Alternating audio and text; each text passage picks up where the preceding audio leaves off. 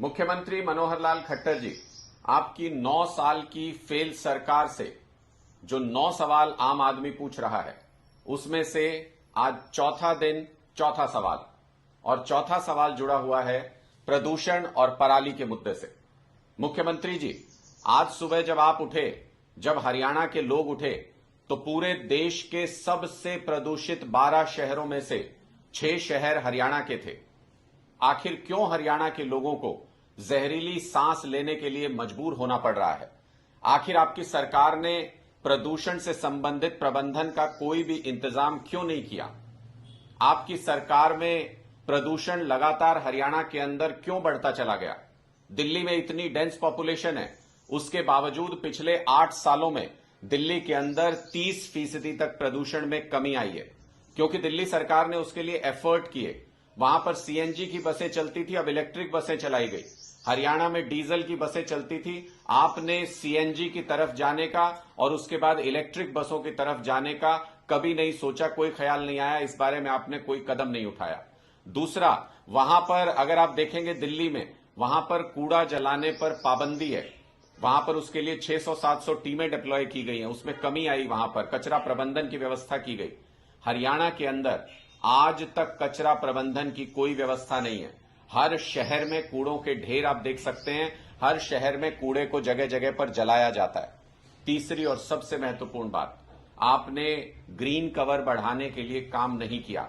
हरियाणा में green cover बढ़ाने के लिए आपने क्या किया?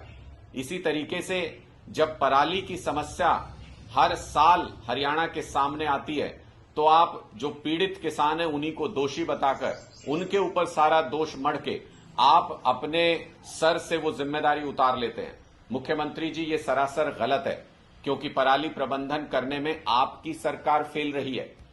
पराली का प्रबंधन सरकार की जिम्मेदारी है। किसानों के पास इतने संसाधन नहीं होते कि वो पराली का प्रबंधन कर सके। हरियाणा में इस बार भी धड़ल्ले से पराली जल रही है, सिर्फ इसलिए जल रही है क्योंकि आपका इस समस्या से निपटने का तरीका सही नहीं है। आपने क्या तरीका अपनाया? आपने किसानों के ऊपर एफआईआर दर्ज कर दी, 550 से ज्यादा किसानों पे एफआईआर, फाइन लगा दिया, 15 लाख रुपए पेनल्टी आपने लगा दी। कहां से भरेगा किसान ये पेनल्टी? उसके पास तो अपने जीवन यापन के लिए ही पैसा नहीं है। एमएसपी आप फसलों का दिला नहीं पा रहे हैं। तो इसका मतलब ये कि इस प्रदूषण की समस्या से, पराली की समस्या से निपटने के लिए आपने जो योजना बनाई उसके ऊपर काम नहीं किया। पराली के प्रबंधन के लिए आपने मशीनों पर सब्सिडी देने की बात कही, लेकिन सब्सिडी घोटाला हो गया सैकड़ों करोड़ रुपए का। जमीन के ऊपर वो मशीनें हैं ही नहीं जिनके ऊपर आपने कागज पर सब्सिडी दे दी। आपने कहा 5 लाख एकड़ में घोल का इस्तेमाल किया जाएगा।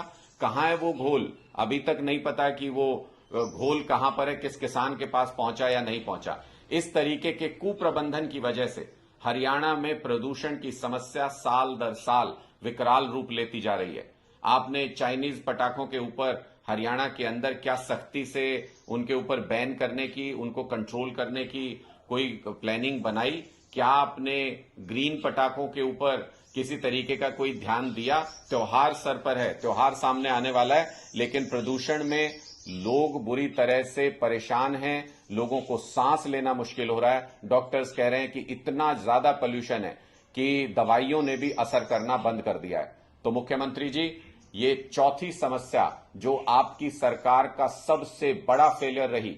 आपकी सरकार के 9 सालों में हरियाणा में प्रदूषण लगातार बढ़ता जा रहा है, और आज के दिन की स्थिति यह है कि पूरे देश में, जिसमें मेट्रो सिटीज भी आते हैं, इतने बड़े बड़े शहर आते हैं, उन सारे शहरों को पीछे छोड़ते हुए हरियाणा के 6 शहर सबसे ज्यादा प्रदूषित शहरों की लिस्ट में शामिल हैं। 12 में से, पूरे देश के 12 सबसे प्रदूषित शहरों में से 6 हरियाणा के अंदर हैं। ये बहुत ही शर्मनाक बात है, और ये आपकी सरकार के फेल होने पर मोहर लगाती है।